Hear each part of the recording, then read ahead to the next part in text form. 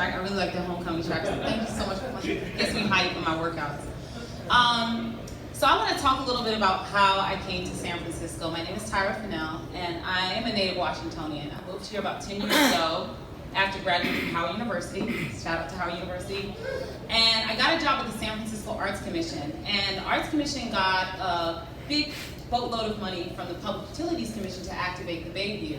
So of course they send the black girl to the Bayview to do art activation. And when I talked to my counterparts at the Arts Commission, I said, you know, I'm black, same color, different culture, so I'm not just gonna walk up in the Bayview. I know how black culture is. I'm not gonna just walk in the Bayview and just patch some artwork together and they're gonna be okay with that. So in addition to the Arts Commission not really understanding that nuance from the long arm of the government, they also didn't know that we need some big funding for Bayview. We need big funding that's not just going to traditional arts institutions to come into the neighborhood and do art. Not that that's not needed, but we had many talented artists in the Bayview, like Stunna Man, like Vicious, and a number of other young people I've encountered. But I couldn't really do what I need to do from the Arts Commission. I was in a comfortable city job. I had my paycheck every 2 weeks, which if Adrian's here from Open Door Legal, yeah, nonprofit life is real. But I felt like I couldn't really be nimble the way I wanted to and sort of translate all of my experience in the arts and making money and making things happen to the Bayview by being with the city. And so I talked to my mother one day, and she said something to me that will stick with me forever. She said, when are you going to stop tap dancing for other people and learn to tap dance for yourself? And I said, well, Mom, I don't have any money, I'm scared, you know, what am I going to do? She said, me and your father, we have your back, so just jump off the cliff and grow wings on the way down. You'll be okay. And from that, Imprint City was born. Imprint City has been around for 5 years. And what we wanted to do is go into the neighborhoods like the Bayview that are largely ignored in the arts ecosystem in San Francisco and figure out a way to get money into the hands of artists like Stunna Man, like Vicious. Art that on a larger scale is often discounted, but it's not discounted to me because I understand the culture. So once I got into the community and I started working with these young people, they were more than just hip hop. They were more than just R&B and singing. They were ideas.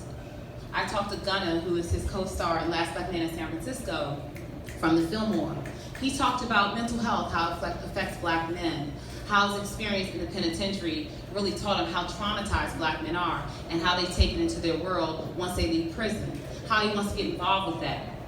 Who's going to help him on-ramp to a larger structure that can help him get the answers he needs for the community he knows needs it the most? I talked to someone else who said, we're artists in the community, and I'm going to say Stunna Man, if you have Spotify or any streaming service, check Stunna Man 02. His album is phenomenal, phenomenal, and it's sitting there. It did well, but it could do so much more, and we need to understand that artists like that exist in our community. So I started slowly getting involved into the political landscape. Now, I'm from Washington, and my mom was in politics, so I certainly have it in my blood.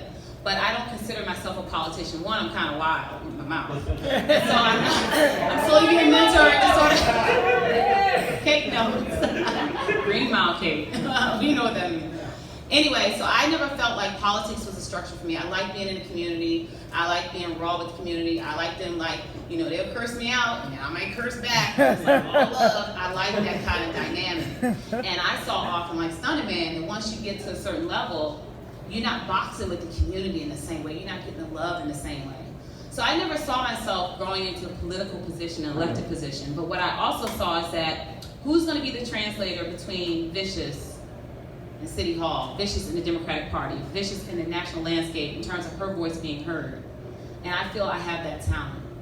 So the DCCC seems like a place where I can be a community activist, having my seat at the table with the Democratic Party.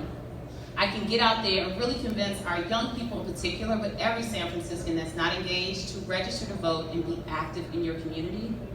It's also a place where I can make people like Vicious and Stunna Man, they're just in front of me and we just did a little event, so they're just in my mind's eye. But how I can show them that their thoughts matter, they're important, they're smart, and I really love them. So I tell them all the time, as I walk through this door, I need y'all with me because I need you to keep me honest. Jamel too. I definitely know Jamel will keep me honest. So that's why I'm running for the DCCC. I love my community, and I want to take all the experience I've had with my hyperlocal Bayview community in District 10 and translate that to the Democratic Party seat. That seat is not a place for big name electeds. It is a place for people that are on the ground that can hold those electeds accountable. We don't want electeds to control the endorsement process and control the legislative process and have 2 war chests for their big campaigns.